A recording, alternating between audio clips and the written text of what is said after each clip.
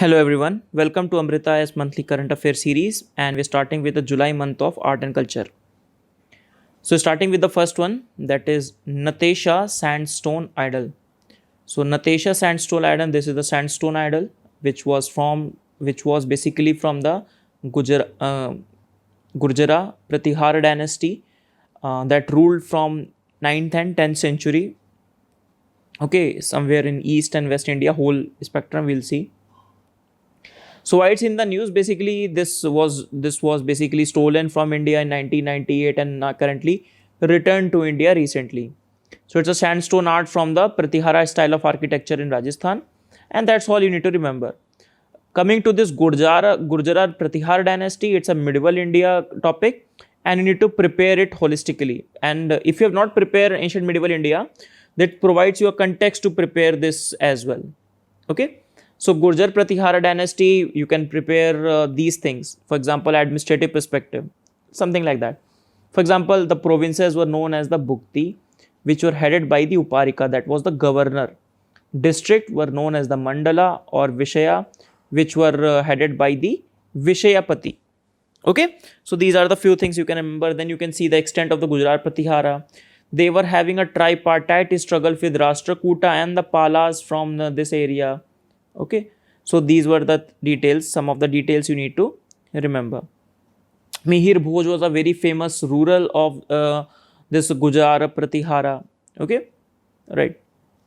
Next is Adi Chanalur excavations. So what are these excavations? So these excavations are related to the cradle. They are said to be the cradle of the ancient Tamil civilization.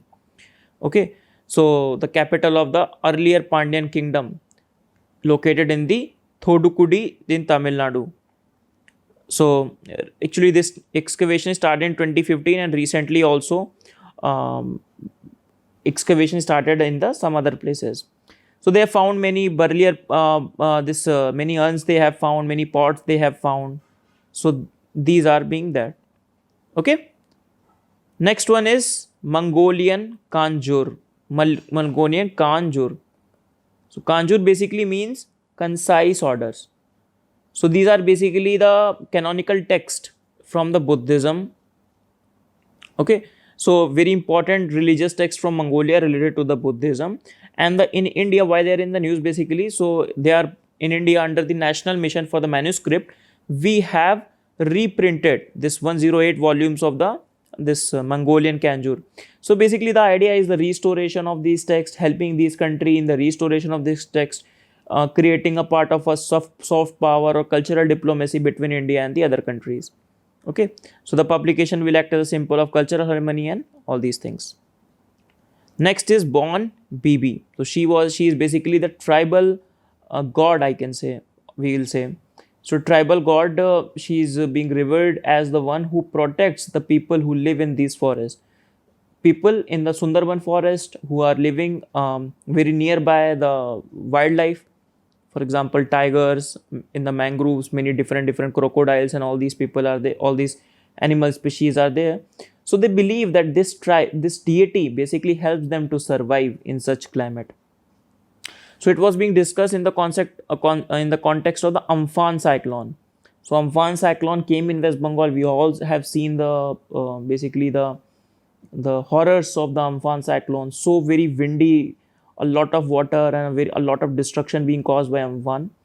So these people have said in that context that it is our deity which helped us. Okay, so that is that. So they have obviously their own theaters and dramatic storytelling to talk about the deity. Next is Delhi Urban Art Commission. So basically, a few of the people have written to this Delhi Urban Art Commission, which was enacted from an act of parliament in 1973, that this Central Vistas project, which has not taken approval from this Delhi Urban Art Commission, should be taken into consideration before its approval. So basically, the idea that it was established to advise the central on the matter of preservation, development of the aesthetic quality of the this monuments around Delhi. Okay, so 90 architects and historians write to Delhi Urban Art Commissions against the new parliamentary project, that is Central Vistas project that we have discussed earlier. Next is Kodu Manal excavation.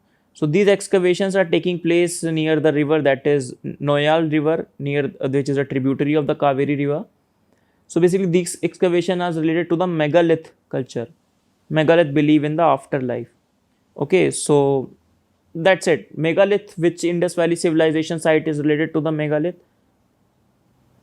Okay, so megalith, some sites are Kot Diji, I think that is related. Sorry, Mehergarh is related to this megalith culture. So you need to know that. So within the Tamil Nadu, this is the area Noyal River. This is the Noyal River, which is a tributary of the Kaveri River. We have. So that's the end of the session. Very quickly, sessions we are coming up because the content is less. So we are trying to complement the content with the questions. Okay, let us see. So which of the following Indian city is not the part of the UNESCO Creative Cities Network? First, try this question. Very important question for this year. Okay, UNESCO Creative City Network. This network came into being in 2014. I think 24, not 2014, 2004. We will see. Okay, so this, yes, 2004 it came into being. So basically, the idea is that we need to protect and preserve these cities which are being identified by UNESCO. So when these cities are identified, a lot of people inflow is there so as to see, so they attract eyeballs. Some income comes to these cities, so the income used to revive this or restore or preserve this heritage. Firstly, secondly, whenever the city also undergoes the urbanization process, this cultural element should become the heart of their development plan, this creativity and cultural industry. So this is being the basic idea behind the recognition of this creative city networks. So in India, we have this two cities related to music, Varanasi and Chennai, one related to gastronomy, Hyderabad, one film, and one that is Mumbai, and that is Jaipur, that is to crafts and folk arts. Basically, this is one of the way you can prepare your art and culture notes, because preparing it more, which increases our recallability in the examination. So this kind of notes you should prepare. Some maps, some timelines, as you've discussed in our art and culture plan as well. So Kolkata is the wrong answer, right? Kolkata is not the part of the UNESCO Creative City Network. So you need to keep that in mind. Next is construction of the monolithic Gometeshwara statue located on the Vindhyagiri in Shravanabelagola was commissioned during the which dynasty? Ganga dynasty, Kakatiya dynasty, Vijayanagar dynasty, Hosaya dynasty. Which is the right answer? It's a very easy question. You're supposed to know that, right? It's a very, very easy question. Very basic art and culture question. Okay. So basically, very famous Bahubali statue is being constructed in the Karnataka, that is Shravanabelagola in Karnataka. I should have kept the location as well, but no, it's not an issue. So it's a Bahubali who is the son of the Rishabh Dev, who was the first Tirthankara. So his position is in the Kayot Sarga Mudra, that is the motionless. He remained motionless for 12 years. So all the trees became like around his legs and all, and he attained the Keval Jnana also. A ceremony is being held once in 12 years. That name is Mahamastak Bhishek. Okay, so you can remember that. It is commissioned by the Ganga dynasty's minister, whose name was Chanudharva. Okay, so this is that this much information is more than enough with respect to this statue. So answer is Ganga dynasty. Next is which of the following statements with respect to Pandita Ramabai is not correct? She was a great scholar of Sanskrit, wrote about miserable lives of upper class Hindu women. She published a book, Stri Purush Tulna, criticizing the social difference between men and women, founded a widow's home at Pune, converted to Christianity. So these are the four options. Tough question, but if you don't know that, that's not an issue. Just try to complement with your content whatever you have. Art and culture, I've deliberately kept some of the static questions as well. So as for example, for a revision sake or for evaluation sake, whatever you want to achieve from these sessions. Right. So one thing you need to remember that this Stri Purush Tulna, actually this is mentioned in your book, that is Palasi to Partition. Okay, and many questions are being asked from it. So this book is mentioned, that is by Tarabai Shinde, where she talked about the social difference between men and women. Okay. So apart from that, all the three statements with respect to Pandita Ramabai was correct. So she would belong to Brahmo Samaj. Later she converted to Christianity. More importantly, you need to remember that she got this Kaisar-e Hind medal for community service in 1919 from colonial government. So this part is relevant for us. Okay. So the answer is the B part. She did not publish the book Stri Purush Tulna. That was done by Tarabai Shinde. Next is famous terracotta and stone sculptures such as Yakshini from Didarganj and Yaksh from Parkham belong to which dynasty, which period? Easy question, right? So they belong to which period? Modern period they belong to. So two things you need to keep in mind, that they were object of worship in all the three religions, Jainism, Buddhism and Hinduism. And they also find mention in the Silapadikaram, that is a Tamil epic. So these are the two things you need to remember, or three things with respect to modern period as well, that the Daksh and Yakshini were having these things related to them. So that's belong to modern period. The last question is with reference to the fourth Buddhist council. Consider the following statements. Mahavibhasha is a doctrine of the Sarvastivadin sect codified in the fourth Buddhist council. Fourth Buddhist council was held under the patronage of the Kanishka. Mahayana and Hinayana sect emerged from the fourth Buddhist council. Which of the following statements are correct? All the councils are very important. Buddhism, Jainism, everybody knows that is very important. So please do remember it properly, right? Okay. Okay, so what are the right options? So we have 4 Buddhist council and we have 2 Jain council. In fact, we have 5th and 6th Buddhist council, but those are not very important.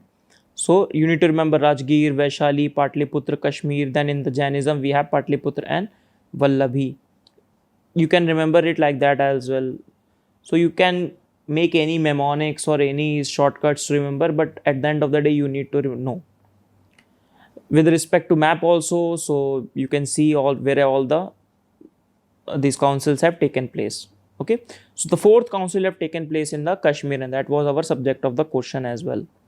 So the 4th council was headed in the Kashmir, then it was headed by the Kanishka. Priest was Vasumitra. Conflict was between Sarvastivadin teachers of Kashmir and Gandhara. What was Sarvastivadin? So Sarvastivadin believes that all these 3 movements, past, present and future, exist at a particular time. So that was Sarvastivadin belief.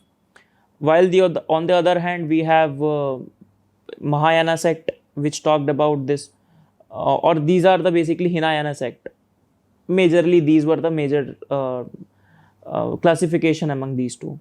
Okay. So with respect to the 4th Buddhist council, all the statements are right.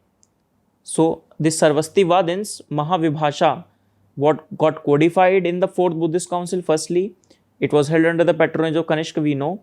And finally, this Mahayana and Hinayana was also emerged under the 4th Buddhist council. Finally, the emergence of two separate ways of Hinayana and Mahayana came after this 4th Buddhist council. Okay, so that's the end of the 5th question. Let us quickly see what we have learned today. We started with a discussion on Natesha sandstone idol, which came from Gurjara Pratihara, lost, then we retrieved. Then about this Gurjara Pratihara we also discussed. Then Adi Chanulur excavation we have read. Then Mongolian Kanjur, that is concise orders, we have read, which national mission on the manuscript is doing the work. Then Bon Bibi we have done, then tribal deity. Then we have read about this 5 cities.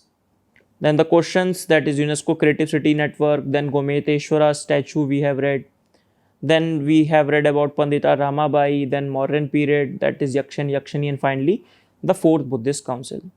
So with this we finish our session, everyone. Very quickly we done this session of July month art and culture. Very quickly we'll try to finish. Actually, I got personal some delays in delivering these lectures. So it's a part, please, I apologize from my side. But I'll try to quickly try to finish this one. Okay. Thank you, everyone. Thank you.